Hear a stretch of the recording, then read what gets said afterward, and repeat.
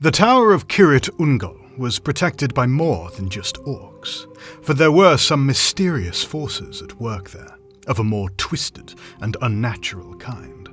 They were known as the Silent Watchers, and even though they seemed like simple statues, they were in fact possessed by an evil spirit that exerted its will against the enemies of Sauron. What powers did these statues have? What sort of spirit possessed them? And was it possible to overcome their evil will? So these statues had a very unnatural and grotesque appearance, which would have surely been intimidating to an approaching enemy. To quote, "They were like great figures seated upon thrones.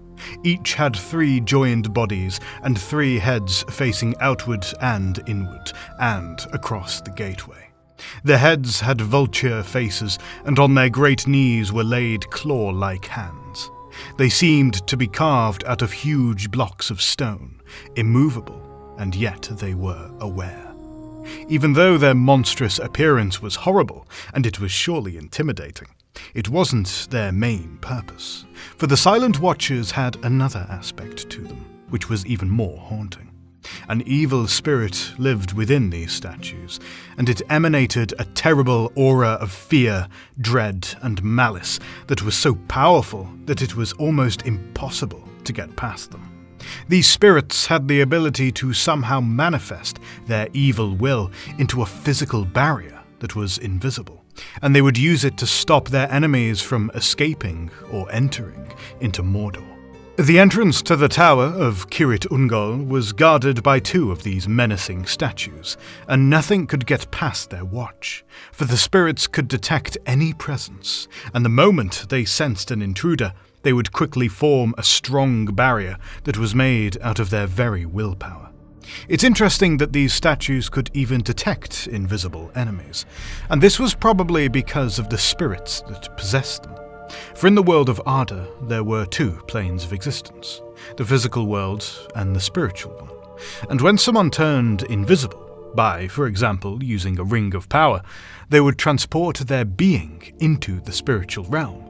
And this plane of existence was also that of the evil spirits.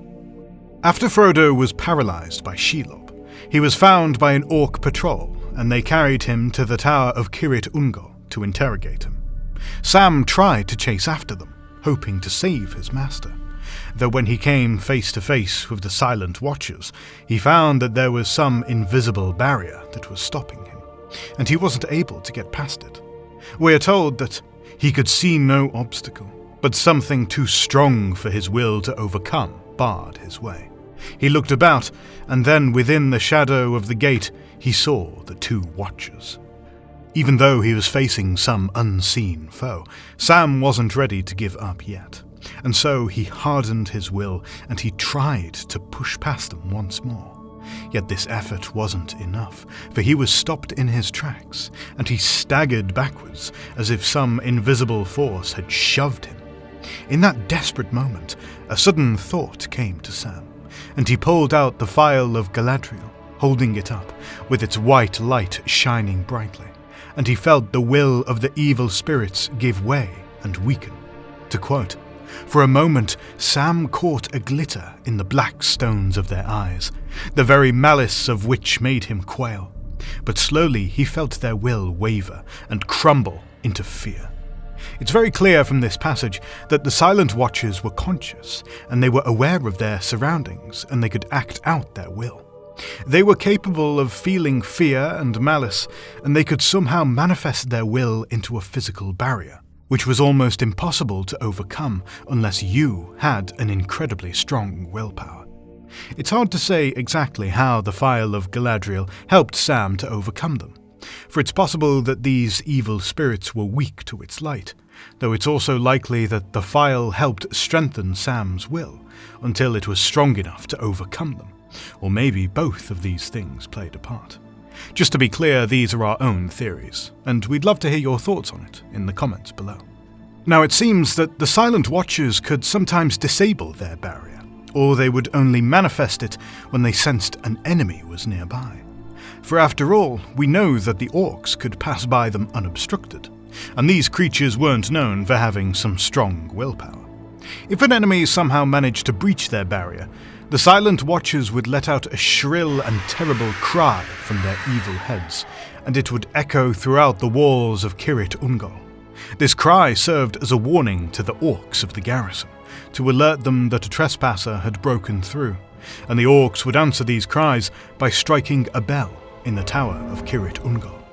After Sam managed to free Frodo from his captivity, they made their way to the outer courtyard, and they could feel once more the terrible malice of the two Watchers beating down upon them. Each step they took became more and more difficult as they tried to escape the tower, and it eventually became so unbearable that they couldn't take another step forward, and they were brought to a standstill. To quote, "To move an inch further was a pain and weariness to will and limb." It's hard to say whether this weakness was an actual physical effect or if it was mentally induced, though it seems quite likely that the Silent Watchers were manifesting their evil will once again. We know that they had the power to harness their will into a physical barrier, and so it seems quite plausible that they could also use it to push against their enemies and tire them out. This would explain why the hobbits felt that each step forward took a great effort, and that it became more and more difficult as they got closer to the Silent Watchers. It was clear that the Silent Watchers were doing everything in their power to try and stop Frodo and Sam from escaping, though their barrier would break once more after the hobbits brought out the vial of Galadriel and they cried out in Elvish. We are told that the will of the Watchers was broken with a suddenness like the snapping of a cord, and Frodo and Sam stumbled forward. Then they ran, through the gate and past the great seated figures with their glittering eyes. There was a crack. The keystone of the arch crashed almost upon their heels, and the wall above crumbled and fell in ruin. Only by a hair did they escape. A bell clanged, and from the Watchers there went up a high and dreadful wail. Far up above in the darkness it was answered. Out of the black sky there came, dropping like a bolt, a winged shape, rending the clouds with a ghastly shriek. It seems that after the hobbits broke through this barrier, the Silent Watchers brought down the wall upon them as a last desperate resort to stop them from escaping. And it's quite interesting to see what a strong physical effect they could manifest from their will. It's also worth mentioning that these statues had a very wide area in which they could sense and detect intruders, for they were able to sense the hobbits while they were still climbing the Morgul stairs. According to Gollum, nothing moves on the road that they don't know about. The things inside know, the Silent Watchers. There also seemed to be some form of communication between the orcs and these evil statues, for the orcs were able to notice when the Silent Watchers sensed a potential intruder, for they would become uneasy, though we don't know whether they communicated verbally or through some physical change.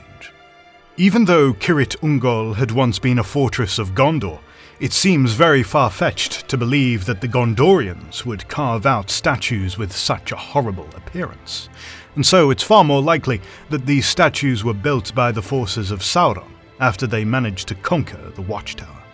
The spirits that lived within these statues are a lot more interesting to analyze, for they could have simply been the spirits of orcs that were twisted to serve a new purpose, or else they might have also once belonged to elves and men. We know that after death, the elven spirits were summoned to the halls of Mandos, where they would be judged and healed from all of the hurts that they had sustained in Middle-earth. However, there were some spirits that would reject these summons, and they would typically belong to elves that had committed some evil deeds during their lifetime. According to Tolkien, these spirits would be consumed by bitterness, envy, and grievance, and they would be very susceptible to being enslaved by Sauron or Morgoth. Perhaps this is why Sauron was known as the Necromancer, for he might have used these fallen spirits to serve some evil purpose of his. The spirits of men could sometimes be enslaved by the Nazgul if they were injured by a Morgul blade, for these weapons were corrupted with evil magic, and it would slowly turn them into a wraith that served the Ringwraiths. Perhaps the Nazgul had ordered these wraiths to possess the Silent Watchers, so that they could stand guard at the entrance to Kirit Ungol. There's also a chance that these spirits were similar to the shades that possessed the bones of the Barrow Wights, and it's interesting how both the Silent Watchers and the Barrow Wights would use their power to try and incapacitate their enemies. So this wraps up today's episode, and we hope you enjoyed it. What do you guys think about the Silent Watchers? Are they one of the eeriest beings in Middle-earth? And which origin theory do you feel is the most likely? As always, we'd like to give a quick shout out to all the patrons that choose to support this channel. Your help makes this channel possible, and your support is deeply appreciated. Particularly the Valar tier patrons, Jacob Williams, Michael Angel, and T. Gorman. And the Wizard tier patrons, James Stodgel, Andrew Burma, Mike Feeney, Roland Meervold, and Tamar Baines. If you too would like to help and support this channel while unlocking some cool perks, we'll be leaving a link to the Patreon page in the video description. You could also support this channel by checking out our store and by following us on Facebook, Instagram and Twitter, and joining our Discord server. All of these links can be found in the video description. Don't forget to leave a like if you enjoyed this video, and subscribe to join our fellowship today. Until next time, when we'll once again explore the magical world and lore of Middle-earth.